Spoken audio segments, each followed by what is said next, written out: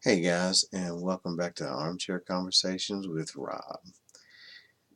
Tonight I want to just do a little touch up on breaking the rules a little bit, talk a little bit about it, ramble a little bit, just share some thoughts I've been thinking about it.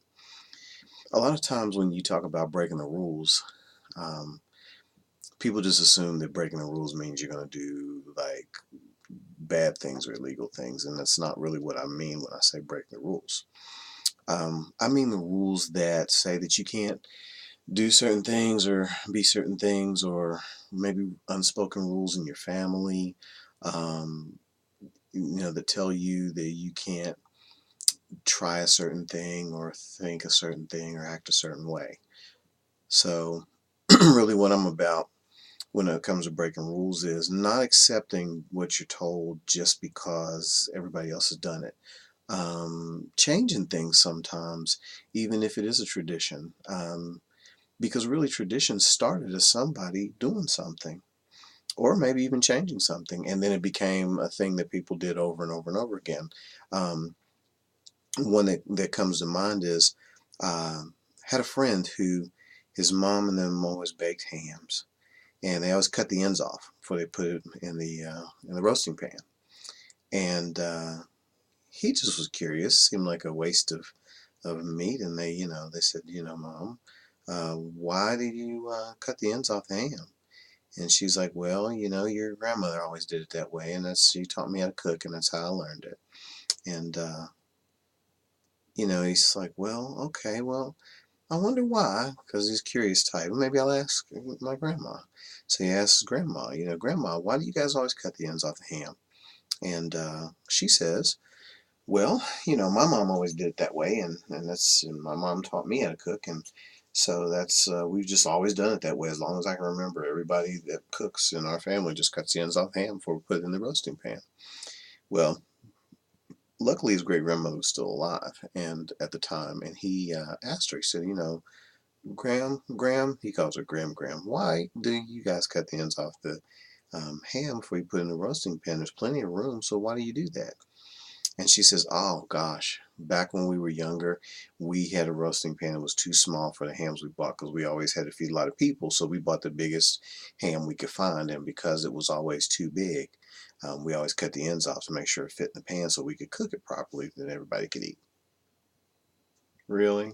And so for 2 generations or more, these people have been cutting the ends off of a ham for no reason because they have large enough things to cook it in to be able to eat and use the whole thing. But because of that tradition, they have wasted probably pounds and pounds of ham over the course of their lives. Um, and so sometimes questioning things is a part of breaking the rules, or to find out why something is no longer functional or valuable, and adjusting, modifying, evolving to something different. So when you question things or you're preparing to break the rules, it is okay to question, well, why do I want to break this rule? Why do I think that this is necessary? Why do I need to do something different? And if you're honest with yourself, which is the premise for the whole armchair conversations, is about why you do what you do and why that's important, answer honestly. And if it's something as simple as, well, I want to break this rule because it's going to make my ego feel good because I've done something different or pushed the envelope or whatever, then it's okay to do that. Do it. But it's also okay to say, well, I'm doing this for selfish purpose, and maybe I don't want to do that because maybe this is not the person I want to be. But whatever the answer is, listen to it and understand it and decide whether or not that you wish to continue at that point. So I always believe in asking questions before you break a rule. Not necessarily because you're not going to break the rule depending on the answer you get, but just so you know what's going on with you and you understand why. Matter of fact, there's a really good piece that I got from a story called Rich Dad Poor Dad, written by Robert Kiyosaki, and he was talking about, as kids, he and his adopted brother, or he calls him his adopted brother, were made an offer by his adopted brother's father of a raise on some work that they had done as children. And he told them both that he would give them, you know, a ridiculous amount of money in their time, which was like, I think, 25 cents an hour when they were getting paid 10. And they just were quiet. And then, he raised it to 50 cents and then 75 cents and then a dollar. And I mean, even at a dollar, they would have been like the richest kids in town, okay, at this point in time, this time frame in which they grew up. And he kept raising it and raising it and raising it, and their little hearts were screaming, take it, take it, take it, take it. And he got all the way to something like $5. And then he said something inside him just stopped because the offer got too ridiculous. And it wasn't even exciting anymore because it was just too ridiculous. Well, sometimes when you question things to break a rule, you might come up with that answer, but you may not. It just kind of depends. So let's get back to breaking rules. Breaking a rule, in my opinion, doesn't have to be something that hurts anyone else.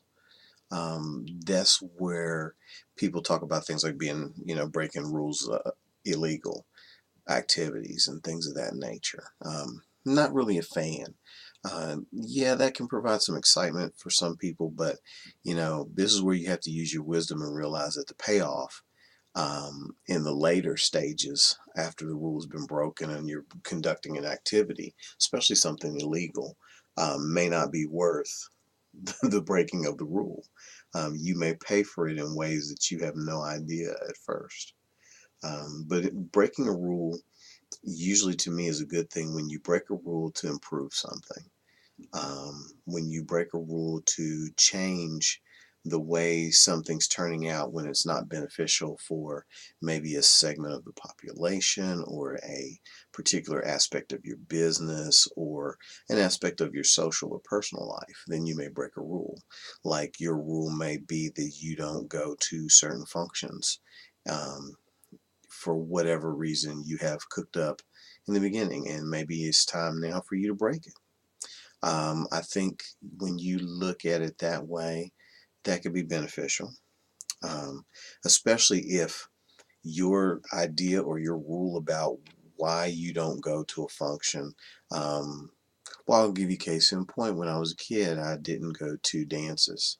Um, didn't know enough to be honest with myself and say it was because I was afraid to dance, or that I was afraid to be in mixed company and possibly ridiculed or rejected. No, I would say that it was silly stuff, and we didn't go to dances because we're guys and we're too macho and blah blah blah. You lie to yourself sometimes. And I'm encouraging you when you question things about why you want to break a rule, not to lie to yourself, to be honest with yourself, no matter what it is. I really think that when you question, you got to question intelligently. You got to ask yourself why you want to break a rule. You got to ask yourself what purpose would breaking the rule serve. You have to ask yourself, what do you think the short-term and long-term benefits and um, non-benefits are going to result from the breaking of that rule? And you just kind of play with it. I believe in a sense in the spirit of play for all the things you do, including breaking a rule intelligently. Um, putting the chips back on the ham, going to the dance even though you can't dance, um, going to a social event just to meet new people, being willing to challenge yourself on cuisine or a different kind of music, or even wearing a different type of clothing than you've worn before.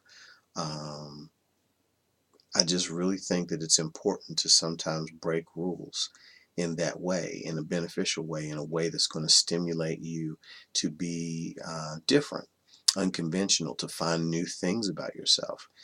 Because in one of the earlier talks, we were talking about doing things differently, trying new things so that you can broaden your horizons of what you like and don't like, so that you have more flexibility and more options in your life to find joy.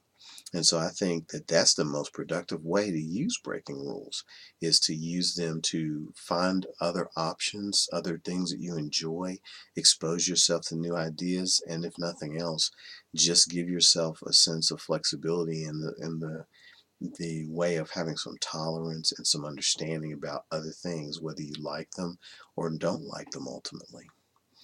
And so, again, break a rule intelligently. If you need to be a planner, which you may be, then you take time to plan out how you're going to break that rule step by step by step. Okay. And you may have an evidence procedure where you collect evidence along the way as you do these different steps to break rules or break certain rules, as to how it feels to you. And it's perfectly valid. Um, I think it's a way of, again, stretching yourself, pushing yourself, challenging yourself.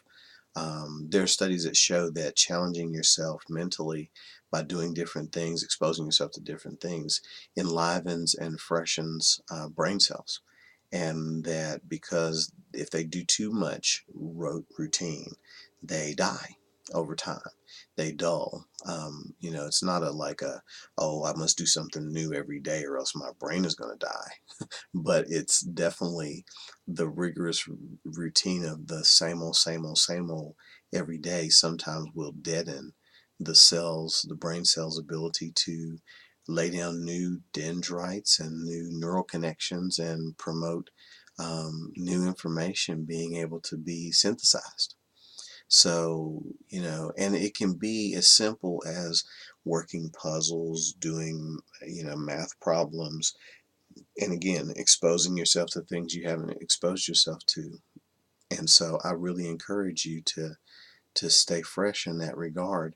And I think that's primarily the biggest time that rule breaking is useful. I think rule breaking is also useful in the area of creativity, because again, a lot of designers for things like cars, for example, have broken style rules or broken physical rules of how to place things, physical limitations that are so-called imposed on the way a car works and how you're going to drive it and what it's going to feel like when you drive it and who handles it. Um, One of the other ones that really interests me is I have seen some of these crazy looking, um, which they're not so crazy to me now, but they were when I first saw them, irregular shaped houses. They have like very natural curves. You have houses shaped like domes and houses shaped like different, shapes, whether geometrical or irregular, with more natural, softer curves, less angular. They say that there's some definite benefits to be had from those type of homes, but that would have never happened if the engineers and the creators hadn't been willing to break the rules and say, you know what, every house doesn't have to look like a box or a variation on angles and sharpness. Maybe we want something softer. I saw a house with um, a creek running through it, with trees growing up through the center of the room and out into the ceiling. Um, those are rule breaks from what's traditional. And strangely enough, they're probably rehashes of what was done in ancient times, because we definitely did not build as angularly as we do now. So I really do think that playing around and breaking rules can be beneficial, and it can afford you some new opportunities and exposure. And it could be what brings you or me or someone else to develop the next big thing. I mean, Coca-Cola, even as a soda, was experimented with, and somebody broke the rules by combining all those ingredients. Because when you look at the list of ingredients for Coke, some of those things you don't even understand how in the world they could actually be a part of a good soda. But somebody didn't think so. Um, you know, when people said that you couldn't fly an airplane, that you couldn't go up in the air and fly like a bird in a contraption that weighs more than the air. Fortunately, at Kitty Hawk, the Wright brothers didn't think so, and we began the air chase, as it were, of airplanes and all these gliders and all these crazy things we have now. We even have suits now that you wear and you parachute and fly in without, big cords and big blankets attached to the top, for lack of a better word. Um, So I guess what I'm saying is I encourage you to break the rules. I encourage you to break the rules for what it's going to do for you and what it's going to do for those around you, and maybe ultimately for what it's going to affect in society. Break the rules intelligently. Break the rules bravely. Be honest with yourself about why you're breaking the rules, and don't let that preclude you from doing it anyway. Even if it's nothing more than an ego stroke, it still may turn out to be the next big thing. Be willing to accept the consequences of breaking the rules. And sometimes you're going to think it through, sometimes you're not going to think it through, but still be willing to do it. um, I'll go into maybe a little more detail and depth at a later date when I'm mucking about, as I say, with the concept of breaking the rules. But for now, the main things I want you to take away from this is: be honest with yourself about why you want to break a rule. Be willing to break a rule intelligently. Okay, and be willing to accept the consequences of the rule break. Because if something you do just as a fun, goofy thing changes the world and takes off, you may have to go with the flow of that. And it shouldn't be something that you're afraid to do just because it might. Fear of failure versus fear of success, both are just as valid. But anyway, so again, break the rules, break them intelligently, have fun with it, and be honest about why. And just be brave and go break a rule today, even if it's something as simple as having breakfast for dinner, which I did this evening. It was lovely. Ah, Anyway, thanks for sharing my armchair with me, and I look forward to talking to you again real soon.